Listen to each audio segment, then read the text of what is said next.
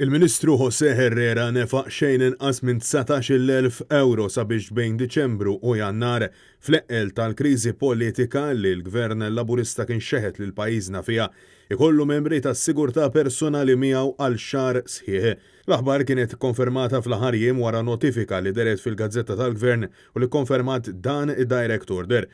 José Herrera qabad kumpanija ta' sigurtà privata għal protezzjoni tiegħu għal 24 siegħa sħaħ kuljum fl-isfond tal-kriżi li ħakem il-kuruturi ta' Kastilja u t-toroq tal-Belt Valletta bejn is-16 ta' Diċembru u l-15 ta' Jannar għal prezz ta' 19,050 euro flus imħallsa minn flus il-poplu fuq bażi ta' Direct Order. Jidher illi José Herrera ma kien irċieva ebda teddida diretta tul dan iż-żmien illi fih in-negozjant Jorgen Fenek kien arrestat brabta mal-assassinju ta' Daphne Caruana Galizia. Iżda xorta waħda sforzi ċirkostanzi, il-Ministru għall-Arti u l-Kultura ħass illi kellu jkun protett il-ħin kollu, inkluż barra r-residenza tiegħu matul il-lejl. Tul dan il-perjodu eluf ta' persuni kienu qed joħonqu t-toroq tal-kapitali bajta waħda għal-ġustizzja u r-riżenja fost l-oħrajn ta' Joseph Muscat, illum backbencher laburista u konsulent tal-Prim Ministru Robert Abela, tal-ex Chief of Staff Keith Schembri,